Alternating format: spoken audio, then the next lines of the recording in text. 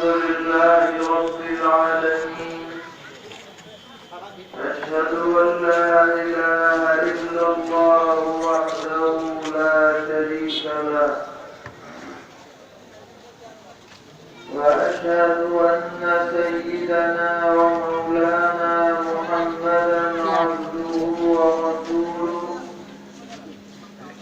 صلى الله تبارك وتعالى عليه وعلى آله وأصحابه وذرياته أجمعين.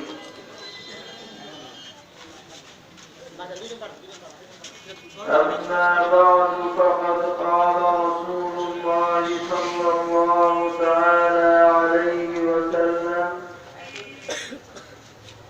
أربع إذا كن فيك فلا عليك ما فاتك الدنيا: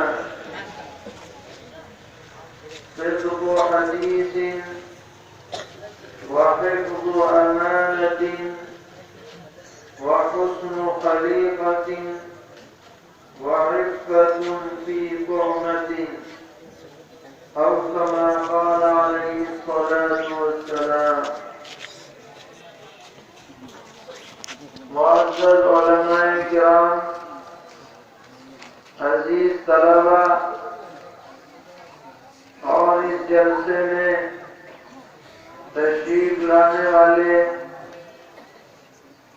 بزرگوں اور بھائیوں، بہت خوشی کی بات ہے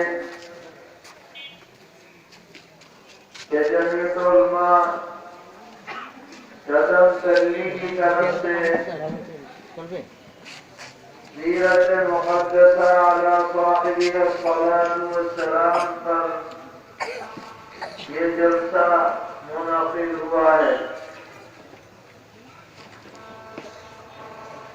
اللہ تعالی اس نسبت پر ہمارے جمع ہونے کو قبول فرمائے اور سیرت کے مطابق زندگی گزارنے کی ہمیں توفیق عطا فرمائے. میرے بھائیوں، سیرت کا ایک مفہوم تو یہ ہے کہ نبی اکرم صلی اللہ تعالی علیہ وسلم کی زندگی کے حالات ہمیں معلوم کہ آپ کی پیدائش کب ہوئی، کہاں ہوئی، آپ کے والد کا کیا نام ہے، والدہ کا کیا نام ہے، دادا کا کیا نام ہے، خاندان کیا ہے، کتنی عمر میں آپ کا نکاح ہوا، کتنی عمر میں نبی بنائے گئے، کتنے دن مکہ معظمہ میں رہے، جب آپ نے ہجرت فرمائی مدینہ منورہ کی طرف، کیا کیا حالات آپ پر پیش آئے، ان باتوں کو بھی ہمیں جاننا چاہیے. ہمیں معلوم ہونا چاہیے کہ ہمارے آقا اور سردار حضرت محمد مصطفیٰ صلی اللہ تعالی علیہ وسلم مکہ معظمہ میں پیدا ہوئے اور آپ کے والد ماجد کا نام عبداللہ ہے، والدہ کا نام آمنہ ہے، دادا کا نام عبد المطلب ہے، خاندان کا نام قریش بنو ہاشم ہے. 25 سال کی عمر میں آپ کا پہلا نکاح ام المومنین حضرت خدیجہ الکبریٰ رضی اللہ تعالی عنہا سے ہوا، جبکہ حضرت خدیجہ رضی اللہ عنہا کی عمر 40 سال کی. 40 سال کی عمر میں پیغمبر علیہ کو نبوت عطا ہوئی، پہلی مرتبہ وحی آپ پر نازل ہوئی۔ اس کے بعد 13 سال آپ مکہ معظمہ میں رہے، بڑے حالات آئے، مشرکین نے آپ کو اذیت دینے میں کوئی کمی نہیں کی، لیکن آپ بلا کسی جھجک کے اور بغیر کسی خوف کے اور پوری ہمت اور عزم کے ساتھ اللہ کا پیغام اللہ کے بندوں تک پہنچاتے رہے، ہر طرح کی پریشانی برداشت کی۔ 13 سال کے بعد آپ اللہ کے حکم سے ہجرت کر کے مدینہ منورہ تشریف لے گئے۔ وہاں 10 سال آپ کا قیام رہا اور 63 سال کی عمر میں آپ کی اس دنیا سے رخصتی ہوئی، آپ نے پردہ فرمایا، آپ کی وفات ہوئی۔ اور یہ مدنی زندگی اسلام کے عروج کا دور ہے، جس میں اللہ تعالیٰ نے آپ کو قوت عطا فرمائی اور 8 ہی سال کے اندر وہ مکہ معظمہ جہاں سے آپ کو ہجرت کرنی پڑی تھی، اللہ تعالیٰ نے آپ کے زیر نگی کر دیا۔ اسلام کا پھریرا وہاں لہرانے لگا اور عرب کے طول و عرض میں اسلام کی دعوت پہنچ گئی۔ بڑے بڑے مشرکین سرنگوں ہو گئے، آپ کے دشمن آپ کے زیر سایہ آ گئے اور دولت اسلام سے مشرف ہو گئے۔ آپ کے اخلاق فاضلہ ایسے عظیم تھے کہ جو آ گیا سامنے اور آپ کے اخلاق کو اس نے دیکھ لیا، وہ آپ کا زندگی بھر کے لیے غلام بن گیا اور اللہ نے اسے اپنا قرب اور اپنی رحمتوں کا مستحق بنا دیا۔ یہ ساری باتیں ہیں جو ہر مسلمان قوم کو، چھوٹوں کو جاننی چاہیے، لیکن میرے بھائیوں، ان باتوں کا جاننا محض کافی نہیں ہے، یا ان کا تذکرہ کر دینا، یا اس کے لیے خالی جلسہ کر دینا، اس سے کوئی کام بننے والا نہیں ہے۔ اصل جو چیز ہے وہ نبی اکرم علیہ السلام کے طریقے پر ہم چلنا، یہ اصل مقصود ہے۔ اور آپ کا طریقہ وہ ہے جو قرآن کا طریقہ ہے، جو شریعت مقدسہ کا طریقہ ہے۔ آپ نے جو ہدایات امت کو دی ہیں، اگر امت ان ہدایات پر عمل کرے گی تو انشاءاللہ کامیابی ملی ہے، کامیابی ملے گی۔ اسی سلسلے میں ایک چھوٹی سی روایت آپ کے سامنے پڑی ہے۔ نبی اکرم علیہ السلام نے ارشاد فرمایا کہ جس آدمی میں 4 باتیں پائی جائیں، اسے دنیا کی کسی بات کے چھوٹنے کا کوئی غم نہیں ہونا چاہیے۔ 4 باتیں اتنی عظیم ہیں کہ اگر کسی کے پاس یہ صفات جمع ہو جائے تو وہ انسان سب سے بڑا انسان بن جائے گا، وہ مومن سب سے بڑا مومن بن جائے گا، اس سے زیادہ کامیاب آدمی اور کوئی نہیں ہو سکتا۔ 4 باتیں۔ نمبر 1 کیا ہے؟ صرف وہ حدیث کہ آدمی جو بات کرے سچ کی کرے، جھوٹ نہ بولے بالکل۔ نمبر 2 حفظ و امانتی، امانت کی حفاظت کرے، کسی کا امین بنایا جائے اس امانت میں خیانت نہ کرے، جو کتوں وہ امانت مالک کو لوٹا دے، جو ذمہ داری اسے دی جائے اس ذمہ داری کی پوری پاسداری کرے۔ اور نمبر 3 کریں، لوگوں کے ساتھ اچھے اخلاق سے پیش آئے۔ اور نمبر 4، جو بھی لقمہ منہ میں ڈالے وہ حلال کا ڈالے، حرام سے پرہیز کرے۔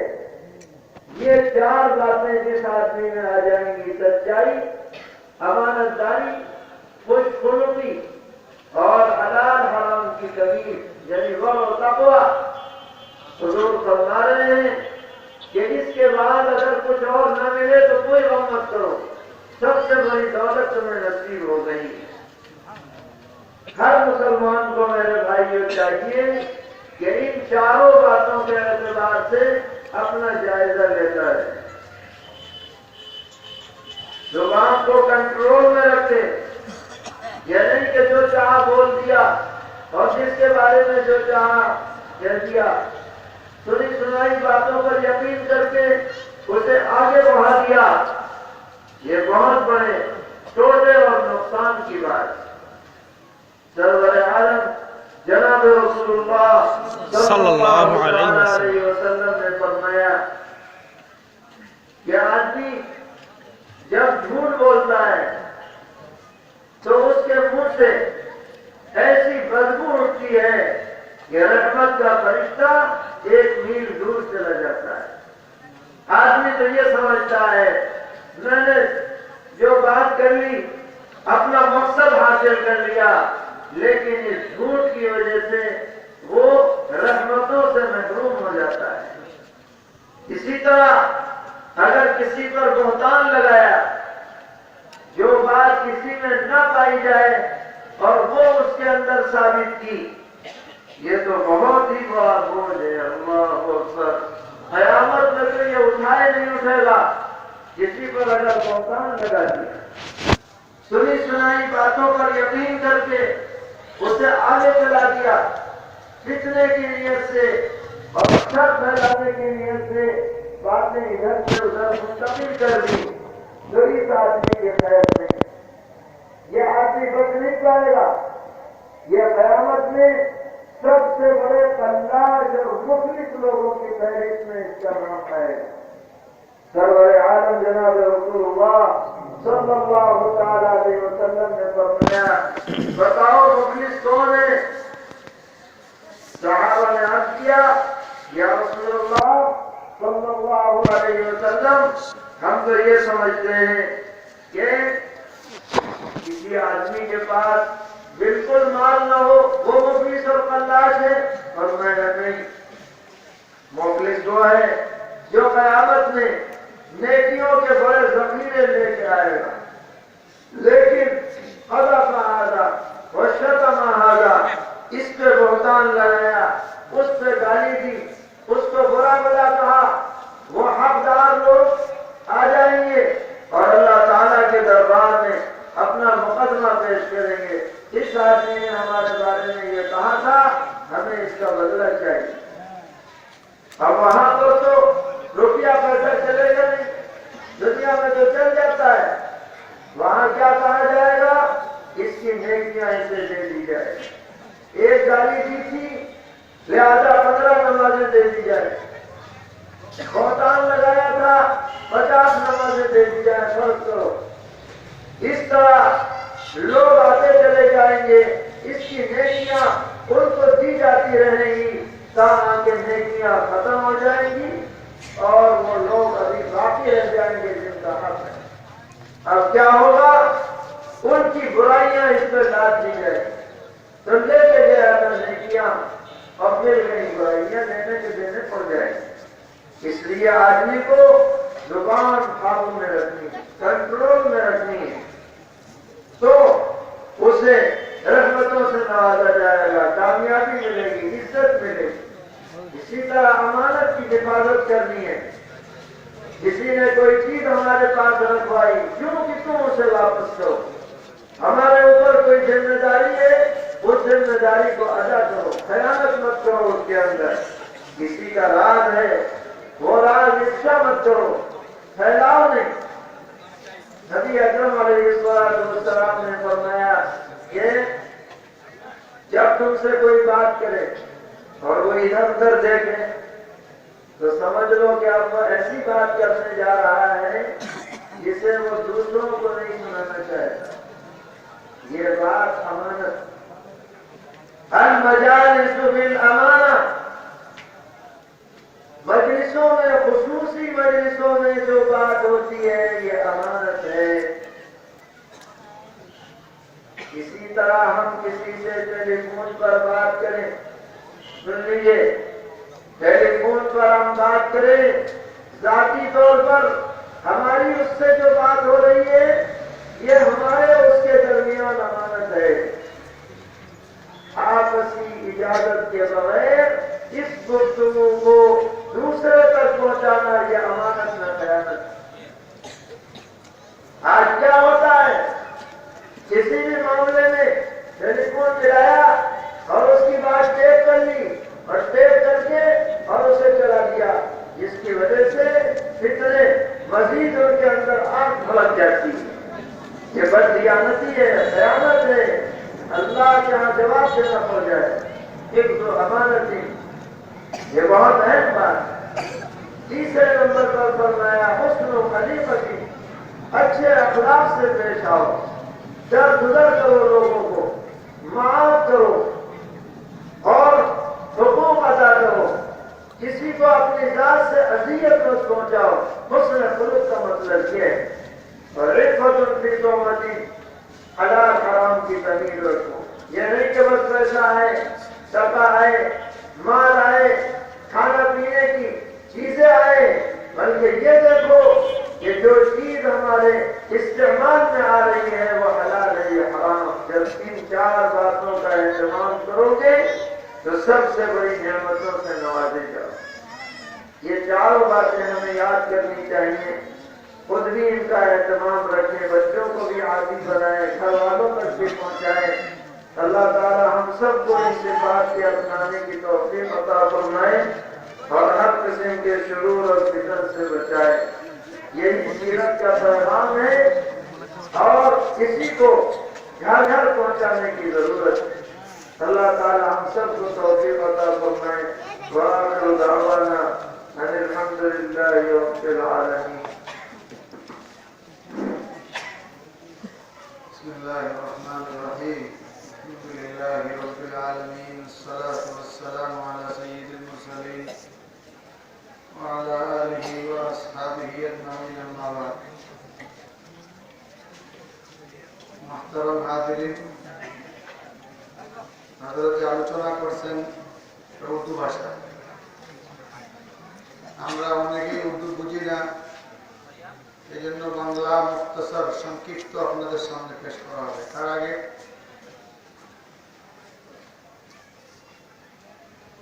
এই যে জমিনে যে জায়গাতে হযরত আসছেন, আমি তো বলবো যে এই জায়গাতে এত ভাগ্যবান যে আওলাদে রাসূলের কদম এই জায়গাতে পড়ে. প্রত্যেক মুমিনের অন্তরে রাসূল করিম আলাইহিস সালাতু ওয়াস সালামের ভালোবাসা আছে. সেই রাসূলের আওলাদ, যার রক্ত যার শরীরে প্রবাহিত, ওনার কদম, ওনার আগমন এই জমিনের জন্য সুসংবাদ. আজকে জমিয়তুল উলামা বাংলাদেশের উদ্যোগে এই সিরাত মাহফিলের কারণেই, বরকতেই এত বড় আল্লাহর ওলির আগমন এই জমিনে ঘটে. এবং আমি জানি না এটা আলোচনা এই বক্তারা করছেন কিনা, এই জমিয়তুল উলামা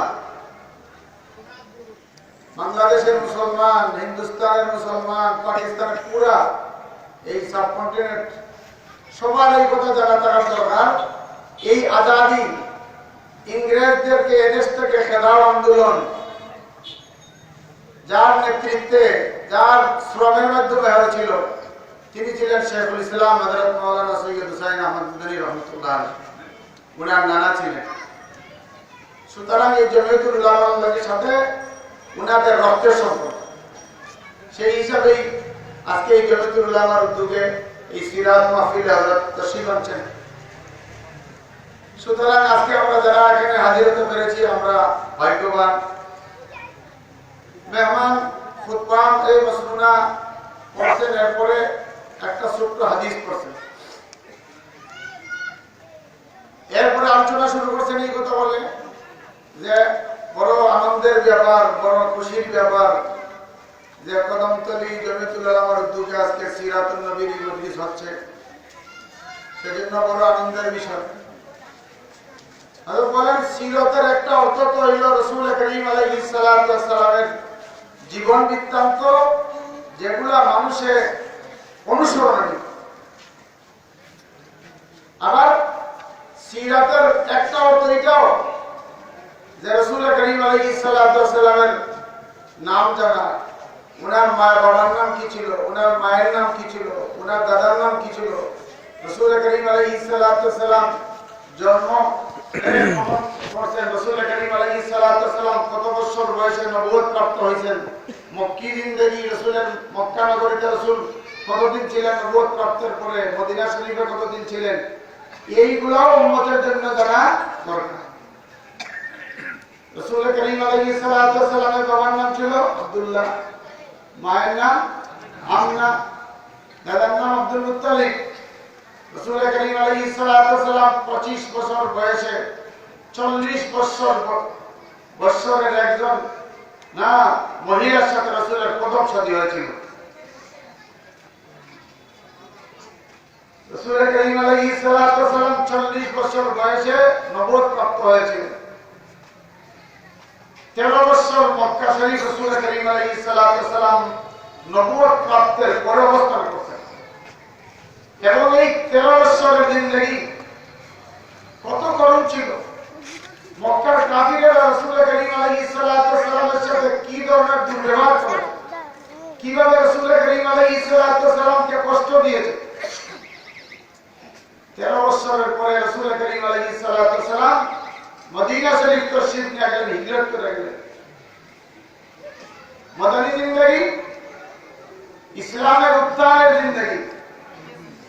হিজরতের 8ম বছর 8 নম্বর বছরে রাসূল করিম আলাইহিস সালাতু ওয়াস সালাম বিজয়ের পতাকা মক্কা নগরীতে উত্তোলন করলেন।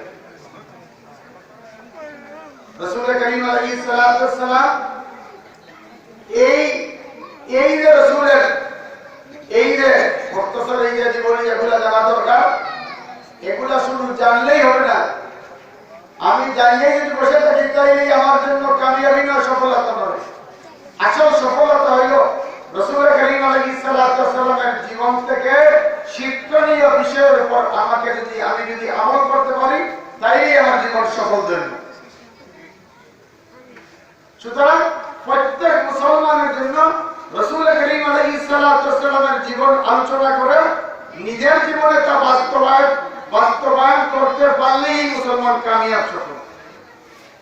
আর সারা জীবন যদি আলোচনা হয় আর আমলে বাস্তবায়ন না হয়, কোনো ফায়দা নেই। সেই জন্য আরো বলে যে আমি একটা ছোট্ট হাদিস আপনাদের সামনে বলেছি। এই 4টা বিষয় রাসূল করিম আলাইহিস সালাতু ওয়াস সালাম উম্মতকে নির্দেশনা দিয়েছেন। এই 4টা বিষয়ের উপরে যদি মানুষ আমল করতে পারে, আর রাসূল বলেন দুনিয়াতে কোনো কিছু নাই পায়, তবুও তে সফল। প্রথম সিদক হাদিসিন, সত্য কথা বলা। হযরত পরে তাফসীর করতেন, আমি একসাথেই করে দেই। প্রথম কথা ভাই বলেন, মানুষ তো আপনার কথা। প্রথম কথা কি? সত্য কথা বলা। মিথ্যা এত জঘন্যতম।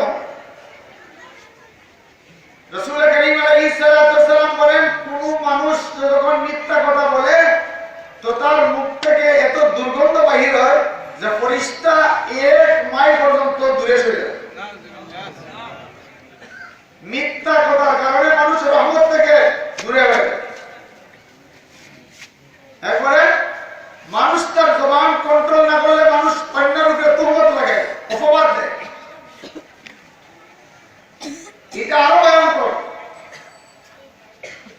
যে কাজ যে করে নেই, এই কাজের নিষ্পত, এই কাজের ওই লোকের দিকে, হ্যাঁ এই কাজের এ করা, এটা আরো ভয়ঙ্কর। হযরত বলেন, মুসলিম শরীফে রিওয়ায়াত আছে রাসূল করিম আলাইহিস সালাতু ওয়াস সালামকে জিজ্ঞাসা করলেন, ইয়া রাসূলুল্লাহ মানিল মুফলিস, গরিব মানুষকে। তো রাসূল করিম আলাইহিস সালাতু ওয়াস সালাম সাহাবাকে জিজ্ঞাসা করলেন, মানিল মুফলিস, গরিব মানুষকে। তো সাহাবায়ে কেরাম বলেন, ইয়া রাসূলুল্লাহ, যার কাছে মাল নাই, টাকা নাই, পয়সা নেই, এই তো গরিব মানুষ। রাসূল করিম আলাইহিস সালাতু ওয়াস সালাম বলেন, না, গরিব হইল, মুফলিস হইল ওই মানুষ যে হাসরের ময়দানে অনেক সওয়াব নিয়ে আসবে, নামাজ, রোজা, হজ, অনেক সওয়াব নিয়ে আসবে, কিন্তু কাযাবা ওয়া শাতামা, কোন মানুষকে গালি দিতে, কোন মানুষের উপরে তুহমত লাগাইছে, হাসরের ময়দানে ওই সমস্ত মানুষ আল্লাহর সামনে দাঁড়ায়, তার হক আল্লাহর সামনে পেশ করবে। আল্লাহ আমাকে দুনিয়াতে গালি দিয়েছে, আমার উপরে তুহমত লাগাইছে, আল্লাহ রাব্বুল আলামিন মানুষের বদলা দেওয়া শুরু করবেন। আখিরাতে কি টাকা পয়সা আছে? নেই। ওখানে তো বদলা কি? আমল, নেক আমল। তারপর বললেন যে একবার মিথ্যা কথার কারণে, একবার তুহমত লাগানোর কারণে তার 10 সপ্তাহের নামাজের সওয়াব দেয়া।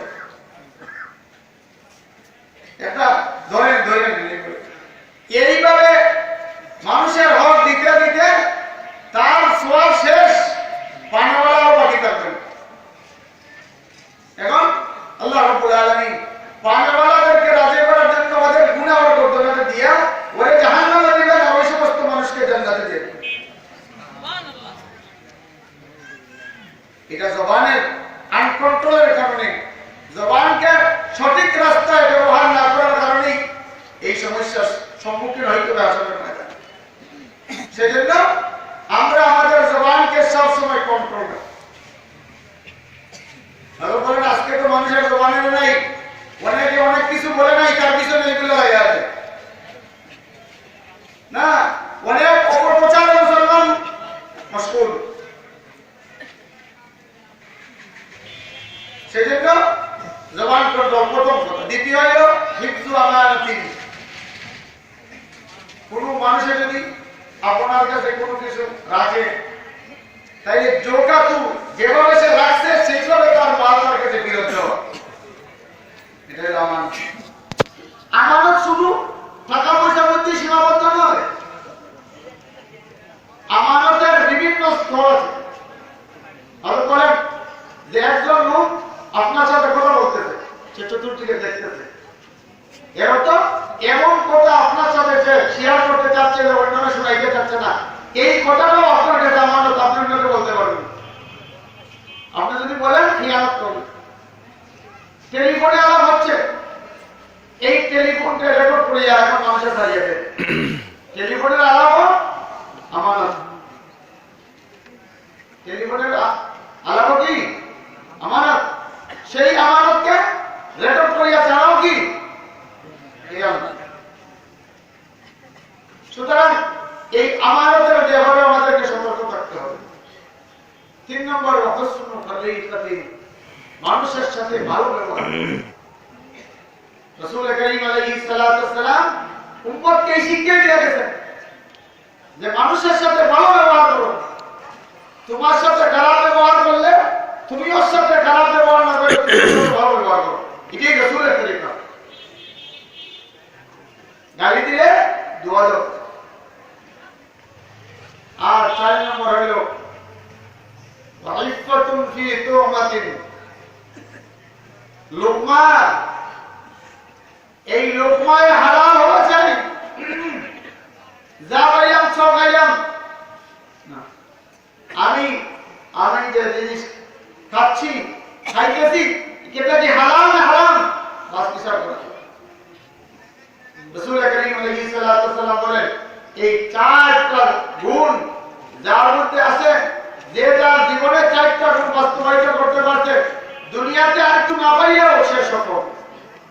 সুতরাং এখন বলেন, আমরা আজকে যারা এখানে হাজির হয়েছি, উপস্থিত হইতে পারছি, সবাই এই ফিকির করি যে আমাদের জীবনেও আমরা এই 4টা গুণ বাস্তবায়িত করবো ইনশাআল্লাহ।